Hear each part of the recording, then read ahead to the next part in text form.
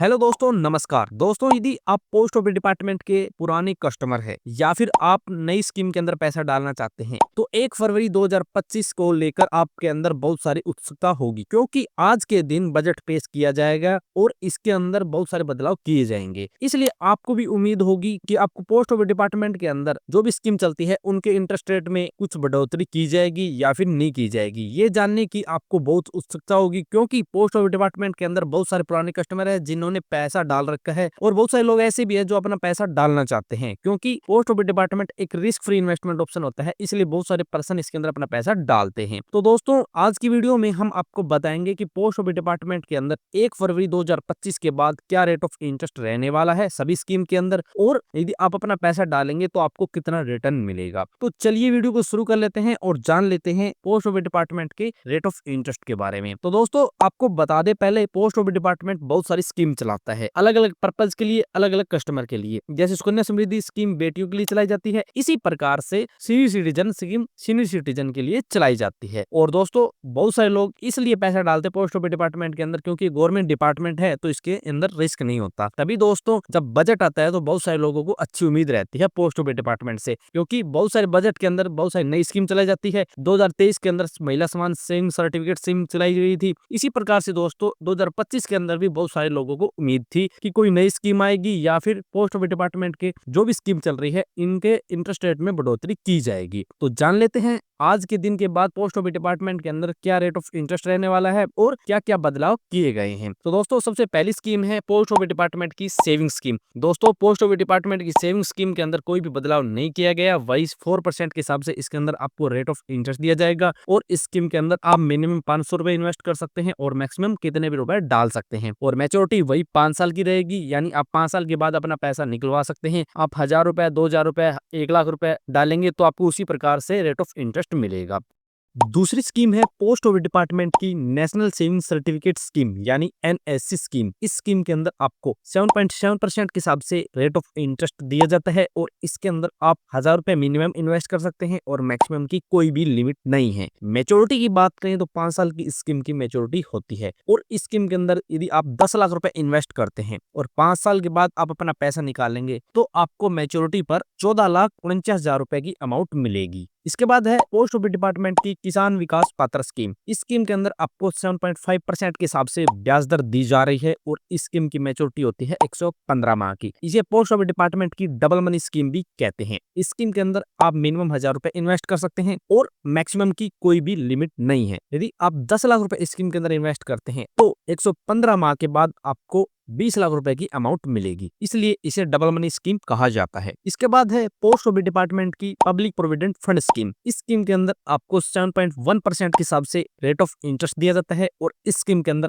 आप मिनिमम 500 रुपए इन्वेस्ट कर सकते हैं और एनुअल आप इस स्कीम के अंदर 1.5 लाख रुपए डाल सकते हैं और उसके बाद अपने हिसाब से आप बढ़ा भी सकते हैं अपनी अमाउंट को। और इसके अंदर आप मंथली यदि 1250 रुपए डालते हैं तो 15 साल के बाद आपकी टोटल इन्वेस्टमेंट हो जाएगी 22 लाख रुपए और आपको मैच्योरिटी पर मिलेंगे 39,44,600 रुपए। इसके बाद है पोस्ट ऑफिस डिपार्टमेंट की सीनियर सिटीजन सेविंग स्कीम। ये सीनियर सिटीजन के लिए चलाई जाने वाली स्कीम है और एक टैक्स फ्री स्कीम है। इस स्कीम के अंदर 8.2% के हिसाब से इंटरेस्ट रेट दिया जाता है और इस स्कीम के अंदर मिनिमम आप 1000 रुपए इन्वेस्ट कर सकते हैं और मैक्सिमम 30 लाख रुपए इस स्कीम के अंदर इन्वेस्ट कर सकते हैं। इस स्कीम के अंदर यदि आप 30 लाख रुपए मैक्सिमम डालते हैं तो आपको क्वार्टरली 61,449 रुपए का ब्याज मिलेगा और आपको मैच्योरिटी पर 41,07,000 रुपए की अमाउंट मिलेगी। इसलिए दोस्तों, इस स्कीम के अंदर आप मंथली एक्सपेंस निकाल सकते हैं क्वार्टरली ब्याज लेके। उसके बाद है पोस्ट ऑफिस डिपार्टमेंट की मंथली इनकम स्कीम। इस स्कीम के अंदर यदि आपको मंथली इनकम चाहिए मंथली एक्सपेंसिस निकालने के लिए तो ये बेस्ट स्कीम है। इस स्कीम के अंदर 7.4% के हिसाब से रेट ऑफ इंटरेस्ट दिया जाता है और इस स्कीम के अंदर 5 साल की मेच्योरिटी होती है और मिनिमम इस स्कीम के अंदर 1000 रुपए इन्वेस्ट कर सकते हैं और मैक्सिमम इस स्कीम के अंदर सिंगल अकाउंट के अंदर 9 लाख रुपए और ज्वाइंट अकाउंट के अंदर 15 लाख रुपए इन्वेस्ट कर सकते हैं।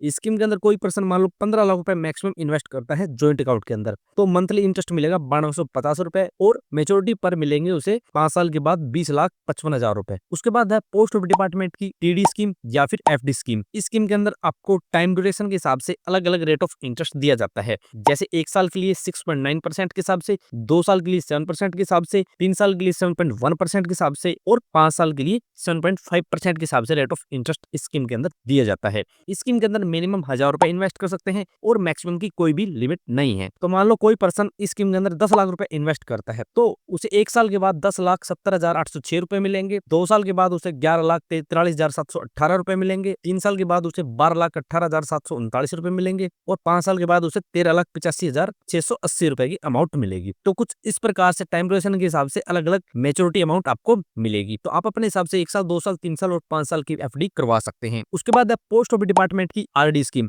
ये भी पोस्ट ऑफिस डिपार्टमेंट की एक बेस्ट स्कीम है और इस स्कीम के अंदर 6.7% के हिसाब से रेट ऑफ इंटरेस्ट दिया जाता है और मेच्योरिटी होती है 5 साल की। इन्वेस्टमेंट की बात करें तो मिनिमम 100 रुपए और मैक्सिमम कितने भी रुपए इस स्कीम के अंदर आप डाल सकते हैं। और यदि कोई पर्सन इस स्कीम के अंदर 6 लाख रुपए इन्वेस्ट करता है तो 5 साल की मेच्योरिटी के बाद उसे 7,13,660 रुपए की अमाउंट मिलेगी। इसके बाद आती है पोस्ट ऑफिस डिपार्टमेंट की सुकन्या समृद्धि स्कीम। ये स्कीम बेटियों के लिए चलाई जाती है। किसी को अपनी बेटी के ब्राइट फ्यूचर के लिए पैसा इन्वेस्ट करना है तो उसके लिए बेस्ट ऑप्शन है रिस्क फ्री। किसी को रिस्क फ्री इन्वेस्टमेंट करनी है अपनी बेटियों के लिए, उसके लिए भी ये बेस्ट ऑप्शन है। इस स्कीम के अंदर 8.2% के हिसाब से रेट ऑफ इंटरेस्ट दिया जाता है और इस स्कीम के अंदर मिनिमम 250 रुपए और मैक्सिमम एनुअल 1.5 लाख रुपए इन्वेस्ट कर सकते हैं। यदि कोई पर्सन इस स्कीम के अंदर मंथली 12,500 रुपए इन्वेस्ट करता है और 15 साल की मेच्योरिटी रखता है तो 15 साल में उसकी टोटल इन्वेस्टमेंट हो जाएगी 22,50,000 रुपए और उसे मेच्योरिटी पर मिलेंगे 69,32,648 रुपए। इस प्रकार से 70 लाख रुपए करीब की अमाउंट बना सकते हैं यदि आप अपने बेटे के लिए रिस्क फ्री इन्वेस्टमेंट करना चाहते हैं तो ये पोस्ट ऑफिस डिपार्टमेंट की बेस्ट स्कीम है और इन स्कीम के अंदर करंट रेट ऑफ इंटरेस्ट यही चल रहा है। अभी कोई भी बदलाव नहीं किया गया 1 फरवरी से आज के दिन से। जैसे ही आगे कोई अपडेट आएगी तो वो हम आपको अपडेट बता देंगे कि कौन सी के अंदर टैक्स के अंदर छूट दी गई है, कौन सी के अंदर रेट ऑफ इंटरेस्ट दिया जाएगा, क्या दिया जाएगा। क्योंकि दोस्तों आज के दिन बजट लॉन्च हुआ है, घोषित हुआ है, उसके बाद धीरे धीरे अपडेशन होगी तो वो अपडेशन हम आपके साथ शेयर कर देंगे। तो यदि आप इनके बारे में कोई भी सवाल फिर क्यूरी है तो आप कौन से कमेंट कर सकते हैं। तो मिलते हैं नेक्स्ट वीडियो में, तब तक के लिए जय भारत, जय हिंद।